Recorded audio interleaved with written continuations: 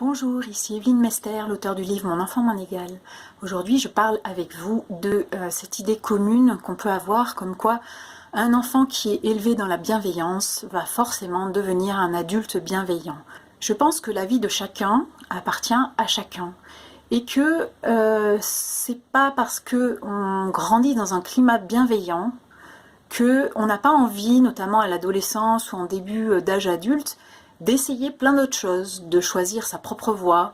Et d'ailleurs, on le voit souvent, les enfants font l'inverse de ce qu'ils ont vécu à la maison, que ce soit, bon, s'ils ont vécu des difficultés, ben, ils essayent de ne pas les reproduire, ou si les parents étaient très bienveillants, et ben, ils vont dire « Ah ben c'était laxiste chez moi, du coup, moi avec mes enfants, je vais serrer la vis ».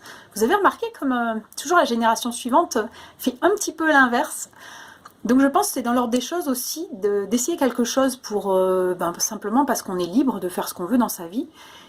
Et voilà, après je pense qu'en tant qu'adulte bienveillant, on peut influencer, inspirer sa famille, mais de là à avoir des attentes sur ah ben tiens, je le fais parce que au moins ça fera des adultes bienveillants dans le monde, je les ai eu ces attentes.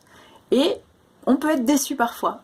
Donc, je pense que c'est bien de relâcher aussi la pression sur les enfants en disant « Ok, ben, mon enfant, malgré la bienveillance que j'apporte dans ma famille, malgré une bonne communication, ben, lui, il aime pas communiquer. Ou il aime mieux s'énerver, il aime mieux être en colère. C'est comme ça qu'il fonctionne. Donc, nous, ça nous heurte des fois, mais c'est sa liberté.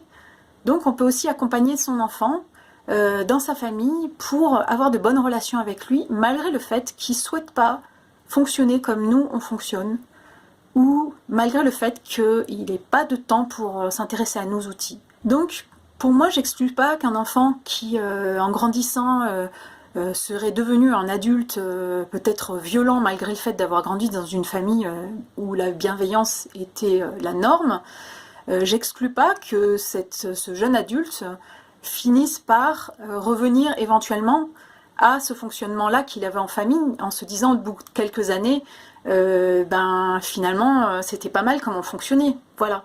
Donc je pense que en tant qu'adulte, moi je suis pas pour l'image du on est un exemple ou un modèle, mais par contre on peut être inspirant, et ça peut être ancré en nous profondément depuis l'enfance et ressurgir à un moment donné, voilà.